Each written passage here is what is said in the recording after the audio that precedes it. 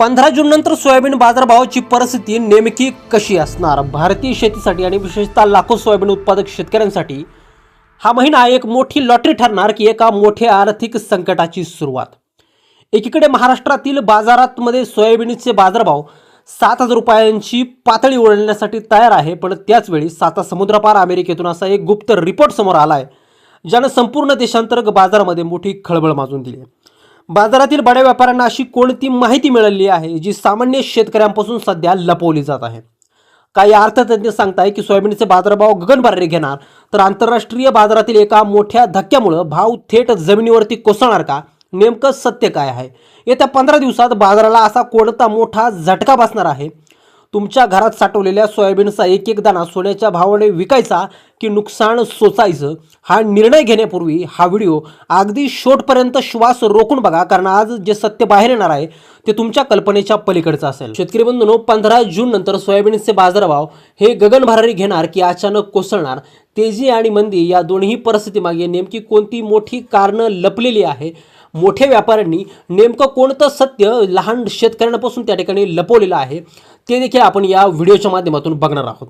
आता शेतकरी मित्रांनो, सगळ्यात आधी आपण त्या घटकांकडे त्या ठिकाणी नजर टाकूयात जे सोयाबीनचे बाजारभाव या महिन्यामध्ये 7,500 रुपयांच्या पार त्या ठिकाणी घेऊन जाऊ शकतात. आता यामध्ये जो काय पहिला घटक आहे ते म्हणजे देशांतर्गत ढोबळ मागणी, ज्याला की आपण स्ट्रॉंग डोमेस्टिक डिमांड असं म्हणतो. सध्या भारतातील तेल मिल, ज्याला की आपण क्रशिंग प्लांट्स असं म्हणतो, यांच्याकडून सोयाबीनला प्रचंड मागणी आहे. भारताने खाद्यतेलाच्या बाबतीत स्वावलंबी होण्याचा जो काय राष्ट्रीय खाद्यतेल मिशनचा कार्यक्रम त्या ठिकाणी सुरू केला आहे त्याचा थेट फायदा आता स्थानिक सोयाबीनला त्या ठिकाणी मिळतोय. दुसरीकडे जून महिना म्हणजे मान्सून आणि मान्सून म्हणजे पेरणीचा काळ.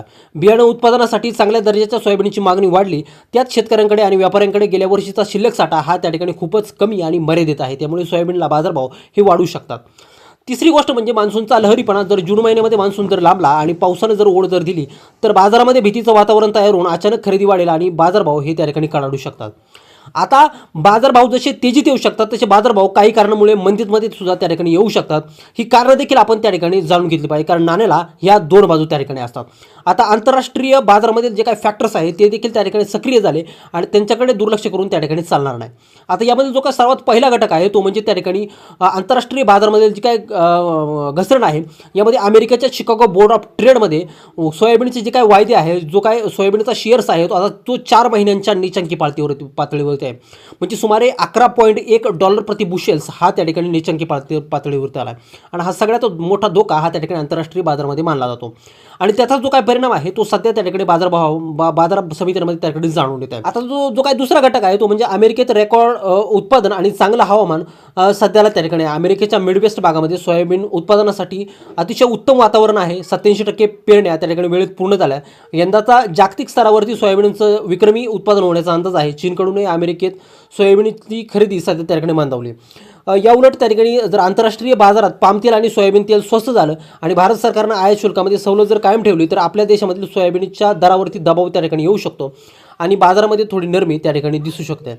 आता सगळ्यात गोष्टी जर आपण बघितल्या तर आता जो काय अंतिम निष्कर्ष आहे तो सध्या जून 2026च्या मध्यामध्ये महाराष्ट्रात सोयाबीनचा सरासरी भाव 6,500 ते 6,800 रुपयाच्या दरम्यान त्या ठिकाणी स्थिर आहे, जो सरकारच्या हमी भावापेक्षा खूप चांगला आहे. जागतिक मंदी जरी असली आणि भारतामध्ये टंचाई असल्यामुळे भाव एकदम कोसळण्याची शक्यता त्या ठिकाणी खूप कमी आहे. त्यामुळे शेतकरी मित्रांनो, आपला जो काय सोयाबीनचा माल आहे जो की तुमच्याकडे शिल्लक असेल तो रोजचे बाजारभाव पाहून त्या ठिकाणी मार्केटमध्ये आणा आणि विकण्याचा निर्णय त्या ठिकाणी घ्या.